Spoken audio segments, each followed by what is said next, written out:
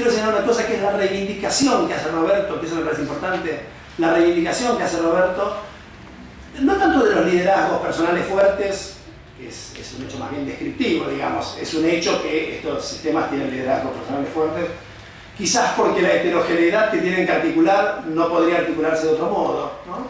Sino también de la cosa ejecutivista, el poder fuertemente concentrado en el Ejecutivo, dice Roberto, discutiendo con las orientaciones más parlamentaristas, más liberal, republicanas, de la politicología más convencional. El poder fuerte del Ejecutivo es condición para dar con éxito el combate que estos gobiernos populistas quieren dar, que es el combate con los poderes económicos. Eso, que es más o menos obvio y que todos podemos más o menos compartir, me parece que tiene una implicancia teórica que Roberto no tarda en obtener, que es que el populismo, con su ejecutivismo muy marcado, es una forma de recuperación de la política frente a los poderes telefácticos de la economía, ¿no? De algún modo no está lejos de lo que dice Laclau eso, al final eso era lo que decía Laclau, ¿no? Laclau decía, el populismo y la política son sinónimos o cuasi, porque no hay política que no sea un cacho populista. Roberto dice, el populismo es condición de la vuelta de la política frente al poder fáctico de los poderes económicos, ¿no? Y fue el no ser suficientemente populistas, es decir, ejecutivistas, es decir, prepotentes con los poderes económicos, lo que llevó al fracaso de las experiencias presuntamente republicanas, liberales, etcétera, de los neoconservadurismos, que aquí se llamaron alianza, etcétera.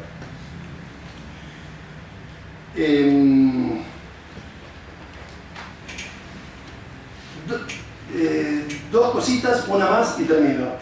Las dos cositas son las dos observaciones críticas que dirige, o dos de las varias, pero dos que me interesaron que dirige Roberto a Laclau. Una de ellas, que Roberto anuncia reiteradamente y desarrolla después,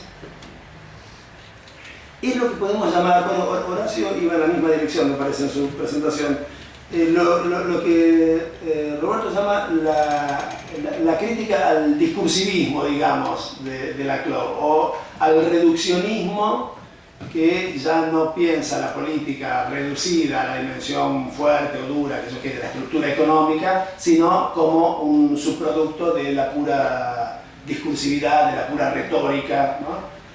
Es decir, habría una sobre presencia, una sobreimportancia de la cuestión discursiva que desatendería otros factores en la comprensión del modo en que se constituyen las identidades. Advertimos la cuestión, dice, porque la contingencialidad radical que Laclau adscribe a la nominación por el lenguaje lo lleva a atribuir al mismo la posibilidad de interpelar hacia el populismo a sectores sociales diversos, los cuales, al no preceder en tanto sujeto colectivo a esa nominación común, pareciera que no requieren de ninguna condición previa.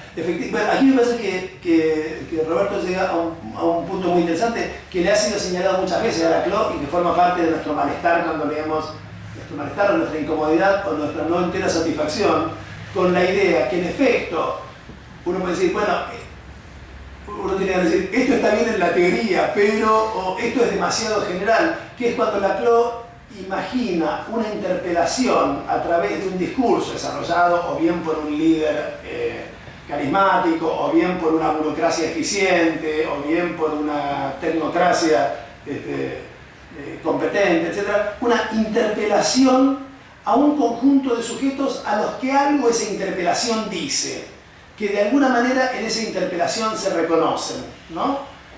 Esa idea de Laclau, que ciertamente no está nada lejos de las últimas cosas de Germani, las que Germani escribió en los Estados Unidos, ¿no? El Germani del 77 y el Laclau del 78 son sorprendentemente parecidos, eso es muy interesante, y por cierto habla bien de Germani, ¿no?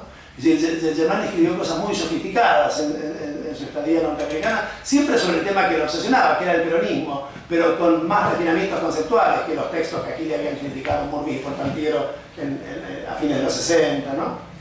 Es muy parecida, ambos usan la idea de interpelación, ambos piensan el populismo como el resultado de una interpelación eficaz que un líder opera sobre un conjunto de sujetos, pero esos sujetos, tiene razón así Roberto, aparecen cuando Laclau nos lo presenta o incluso a veces nos los dibuja, ¿no? Como en el libro La razón popular, que aparecen los redondelitos, ¿no? Cortados por la mitad, y uno tenía que decirle, pero Ernesto, son sujetos históricos, ¿cómo lo va a educar como redondelitos? Esa geometrización, ¿no? Parece quitarle densidad y dramatismo histórico, y uno tiene que decirle, pero Ernesto, ¿cuáles de estos son los radicales, los peronistas, los socialistas? Es decir, hay como una formalización extrema del argumento en Laclau, y yo ahí acompaño la observación crítica de Roberto.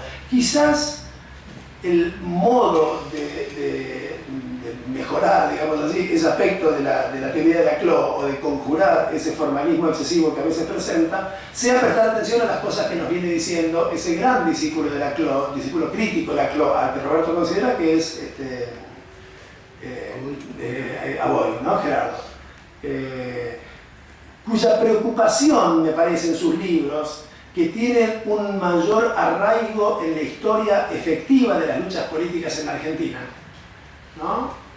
Como si dijéramos, Laclau viene de las luchas políticas en la Argentina, del Colorado Ramos, etc., pero se fue volando a una teoría sin duda de alcance muy general y por eso mismo tal vez no siempre pertinente. Gerardo bajó de esa teoría a pensar la historia argentina y escribió libros muy interesantes, particularmente el que es su tesis doctoral, que es muy bueno, ¿no? Las dos fronteras de la democracia argentina, donde historiza algunos procesos y nos muestra que esos sujetos, que en efecto son interpelados por el discurso, no nacieron de un repollo ni cayeron de una cigüeña, sino que vienen de la historia. Es decir, son sujetos en los que han operado previamente un montón de otras interpelaciones. La interpelación, ¿no? Y esto con otro lenguaje, porque no hablaba con este lenguaje, por suerte para todos nosotros, pero con otro lenguaje es lo que decía Gramsci también, ¿no? O sea que Horacio lo mencionaba, y Horacio casi pedía disculpas por hacer la comparación entre Gramsci y Laclau. Si Laclau quise venir de Gramsci todo el tiempo, Laclau es una reflexión con un lenguaje muy sofisticado, con un lenguaje muy distinto, pasado por el estructuralismo, pasado por Derrida, pasado por Lacan, pasado por todas las cosas de las que Roberto se burla un poco, pero no deja de pensar en la teoría de la hegemonía de Gramsci. Así que tengo que agradecer la posibilidad de que sea este el sitio donde hoy hemos podido pensar y conversar. Un agradecimiento a los compañeros de CONADU que han tenido el cuidado de hacer la organización, singularmente a Yamil, que se ha ocupado mucho de que esto fuera posible. Y bueno, y a las, sin duda, espléndidas reflexiones, tanto de Horacio González como de Eduardo, que en ambos casos nos permiten de diversas maneras pensar singularidades y aspectos que, por cierto, van mucho más allá del libro. El libro es solo un soporte de estas posibilidades que ellos por sí mismos pueden traer aquí. Y por cierto, la coordinación impecable de María Todd, que tal vez es un compañero y un intelectual, digamos, como hizo notar, supo hacer notar sutilmente, digamos, las cosas que hicieron su introducción, ¿no? Así que bueno, dicho esto, algunas cuestiones sobre el libro, voy a intentar no alargarme mucho, de modo que quien quiera podamos luego dialogar un poquito. Una primera cuestión, el libro es cierto, yo digo allí que el kirchnerismo es menos radicalizado que los otros neopopulismos, pero este está escrito hace 2 años y tanto, ¿no? Hoy no diría lo mismo, ¿no? Primero porque Correa está hoy más a la derecha, por ejemplo, que antes. Chávez ha mostrado algunas defecciones, no defecciones, no es la palabra, pero sí algunos problemas sin resolver de una manera más evidente, quizá por decir, de la energía que lo hizo tener apagado todo el país durante 3 meses, todas las noches, lo cual no es poco.